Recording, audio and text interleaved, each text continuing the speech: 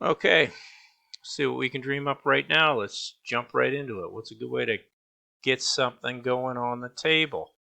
Probably grab yourself a 3D population, and the region itself can be something big.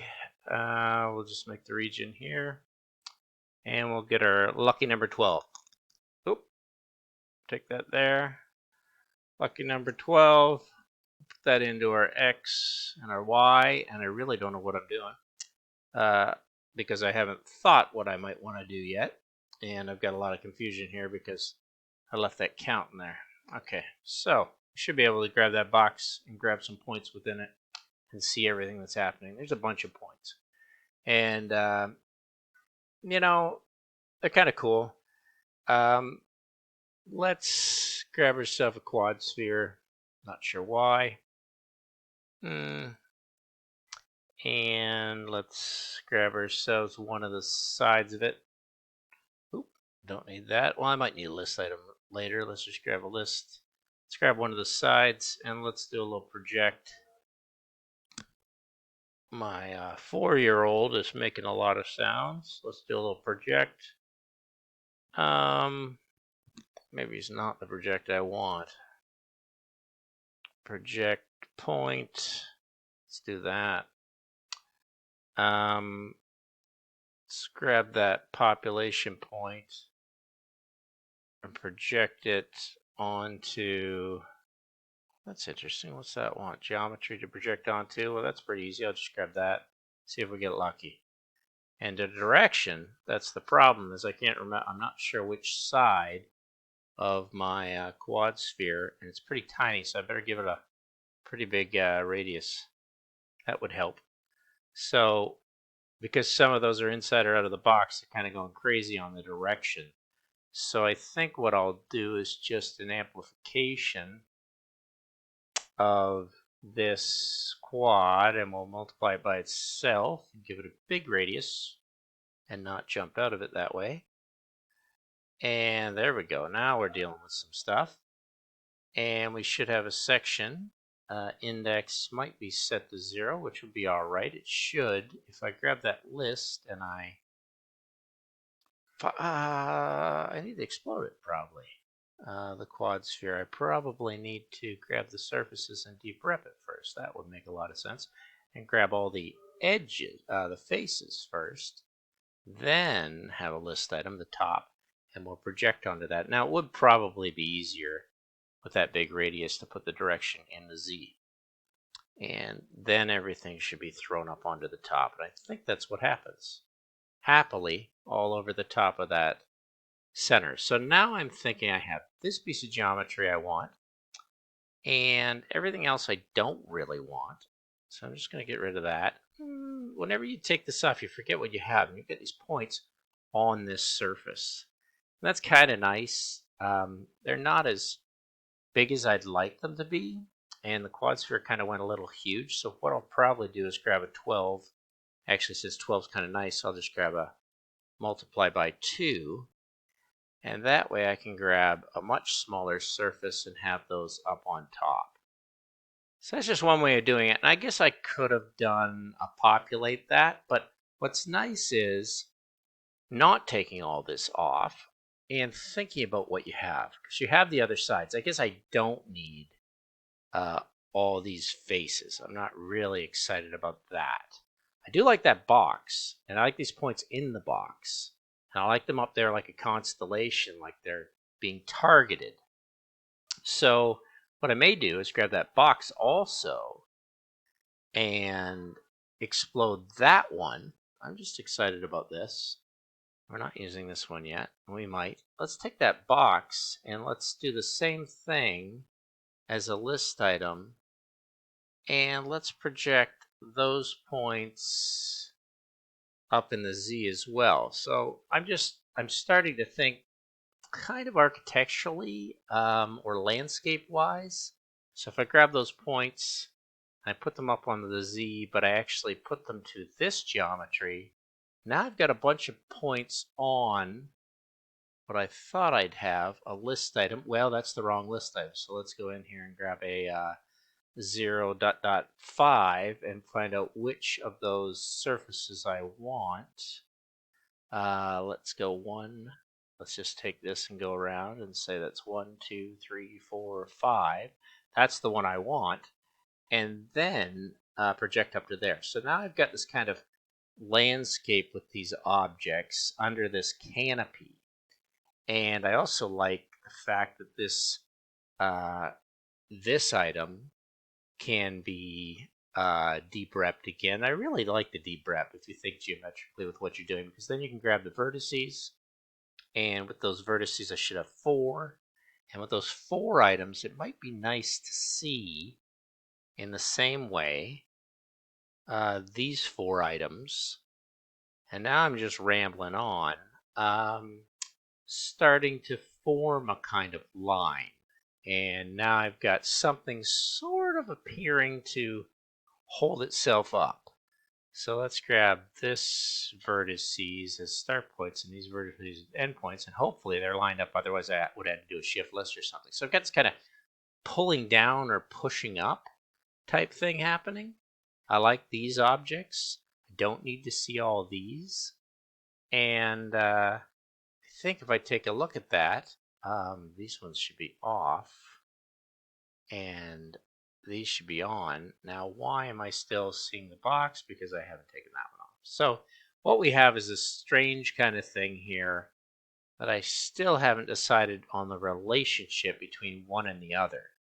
Now, because they're so close, I might initially say, let's grab all these points and all these points, and I think it might be nice to start dealing in a solid already. So I'm going to throw the points into this, and I'm going to throw these other points into here. And this is usually, not really a way I think too often. We could change the radii, but let's just see if we could jack that up to a bigger size. Obviously too high, so let's go to 6 integer. I actually don't like integers when I can use floats, and I prefer floats. So we have this and this, but what I'd like to do is take this surface and I would like to split. And now we're getting into intersections, so physical split, where is a split with breps? What happens when I do this? That's not a curve. That's not what I want. And I don't do a lot of this. Split brep. Let's take these spheres and cut them with this edge, this face. And is that going to work for me? These breps should be all right if I think about it. I've got a few on there. How many spheres did I have? All of those cut with this. Maybe maybe this is a little high in count. Maybe if they weren't touching each other, I'd have an easier time. But I should be able to see what this thing does. Split one brep with another. Well, that's because there's several breps. So that's going to be an issue. What if I flatten this? Could I get a result? Did I get a result? I'm not sure. Let's take a look at what it is. And I'm not really into the booleans and the splitting in this. I like to do this in Rhino, but I'm just playing around a little bit. I've got a bunch of objects top and bottom, so it might be nice to go into the list and dispatch. And that's going to be interesting because I have a list. But if I dispatch A and B, it's going to put everything on one, everything on another. If I grab this one, what do I really have here? Obviously, I like to visualize by grabbing my geometry. This is pretty primitive, pretty basic stuff to do this. There it is. So what I kind of wanted, well, something's happening here. I did kind of want these, but I think I wanted the ones underneath. And I actually wanted to cap them. So let's just throw a little quick cap on there. And I may do the same at the bottom. But I'm happy with that, these and these. I do want to jack that back up to where I was happy with the size, like that, because I think they're becoming a fairly interesting thing. And then I want to repeat. Now, there's a problem here with the Brep cutter. Maybe because they're touching or they're going off the edge. So there's sometimes Breps have a problem. You can dissect exactly what's happening in a Brep, which is pretty wild stuff, whereas it's actually intersections of curves on the surfaces and then splitting and erasing the stuff that's on the inside. And I think a fellow by the name of, I've forgotten it. It's a great video tutorial. Wirz, I think his last name is, W-I-R-Z. Really nice live stream on LinkedIn Learning. I'm going to grab these other ones here, except with this one, I'm going to grab these spheres and put them into here, but I'm actually going to take the tops, and I think that will give me this, I was hoping, but then again, I have to take the splitting of these faces as opposed to the cutter, and that should leave me with the top, I thought. Now, that didn't, so what happened here? My Brep is not working from these faces as the cutter. These are the edges. Maybe it's a size problem again, but I don't know. It's fuzzing out there on 5. This one I thought was fuzzing out on 4, but it looks like it fuzzes out on 4. And I guess it fuzzes out on all of them. What is the issue with this one? Split did not succeed. So let's take a look at these spheres.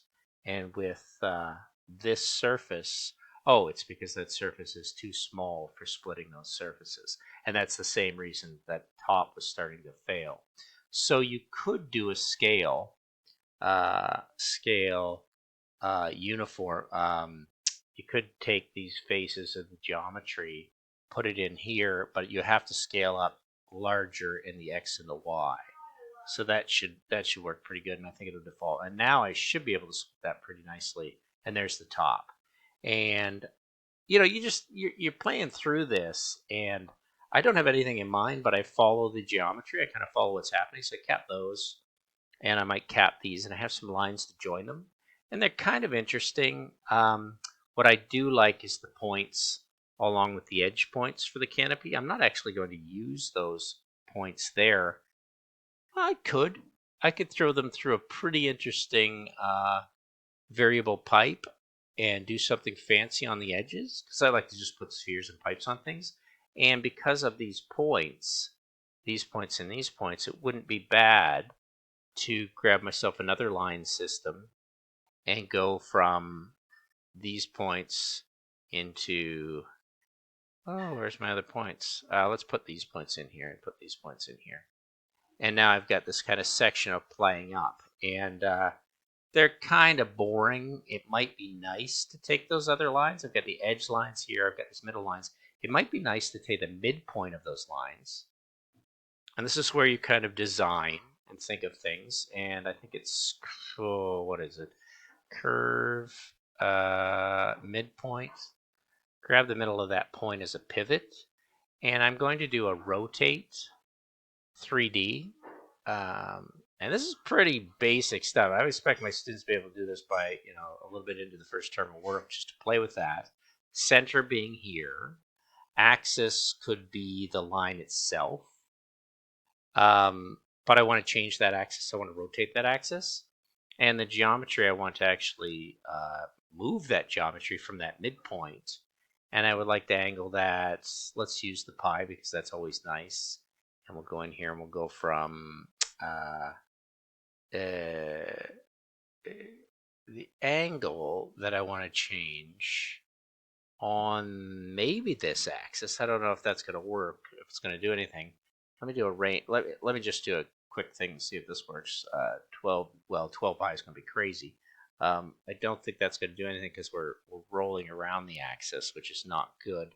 That axis could be much more interesting by constructing, and this is where I have to think a little bit, because I was going to do this through a range after. That axis might be nice to generate, that we have 12 points here.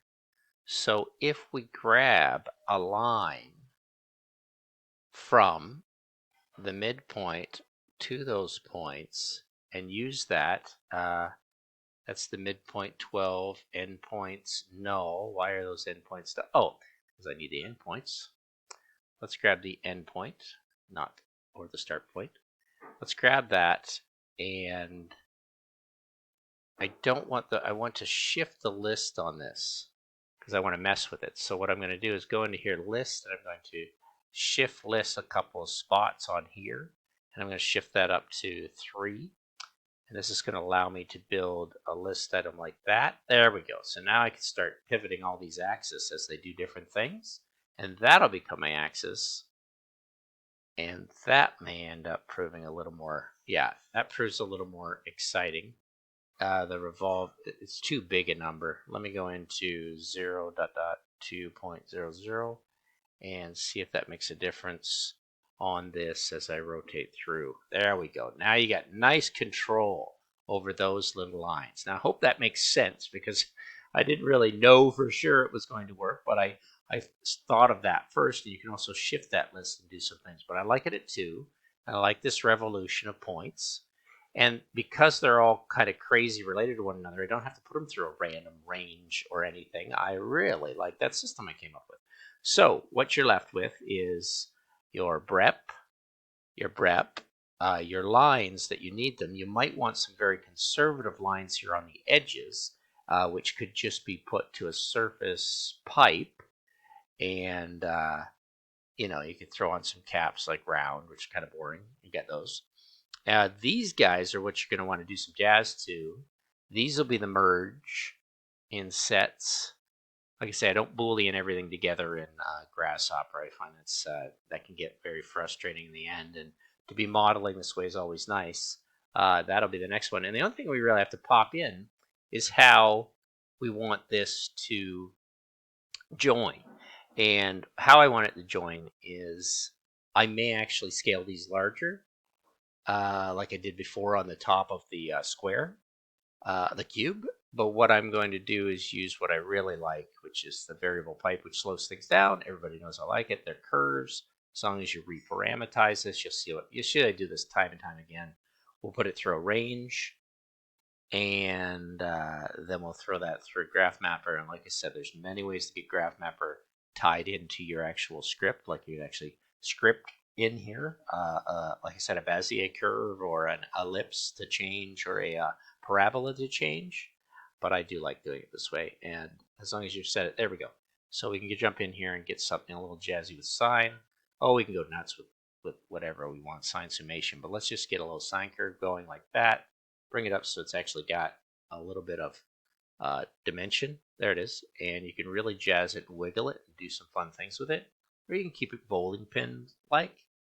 And that's pretty simple. Throw your caps on. I'm going to do flat and bring that in as the tail end.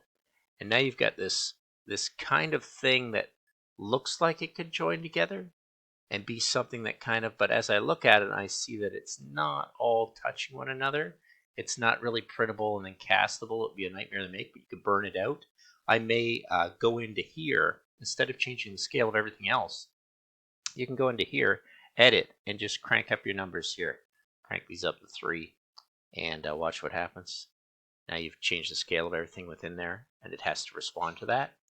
And the other thing I might do, which I said I was going to do earlier, is I might take a scale factor here, or scale non-uniform. Actually, you just do scale because it's 2-dimensional. The center would probably be fine. You probably have that point of center already on each of those points with the pivot, and the factor you could just factor 2. And that's a pretty big integer. Take that geometry and pop it in there as the curve, and there you go. You've extended everything, and now you have this construct that still a little too thin for my liking. I like it fat, and I want it more siney, more bulbous, and doing some funky wonky stuff. And actually, I may just change my curve up totally. Go back to something. Well, once again, I never go wrong with the parabola. I really do like that. As a tool, zoom in here, give it a little bit of extra size, and as you bring this parabola in, it has to respond to that in some ballooning, wonderful ways. And I do like playing with that as it scripts down to nothing on the other side. And if we did that, that's really another piece of geometry that's kind of gotten out of control. So what I'm going to do is go back into edits, bring this back down to 1 because that's usually what that's what it defaults to. And now we can take a look at what we have. This kind of crazy script that's played off these forms showing everything right now. We don't want to see everything. We just want to see what we select. It's kind of this trumpeted form, and once again, it's just a little too. I wouldn't mind jazzing those up a little bit. One other curve I would like to take a look at before we're done is the Bezier curve, because that really does have an ability to control it and bring up its height on one end and bring that down and have a soft drop off. Really pull that down, or we'll see. Well, they're all different, just little tiny subtleties of generating this geometry. Now remember, you can switch that geometry up pretty darn fast as I go into here. And if I take that factor, I obviously could play that up on another scale. But I can go in here and say, listen, I didn't want those. I wanted those as the endpoints to dictate where those were actually going off to. I wanted to be able to move those around in a position of straight to sideways. Really nice to kind of have some nice pivots. I also wanted possibly to take the B list instead of the A list, which was the bottoms, not the tops, which actually doesn't look any better. But possibly the tops look a little better than the bottoms here. And if they don't, and you like what you have, but you don't like what you've done for the radii, you can grab this one here and take that 4 up here and change that radii here. So you can kind of wrap your head around your geometries all the time. And that one had a Boolean mess up because it went outside the scale. And I might have to do a scaled uniform here as well.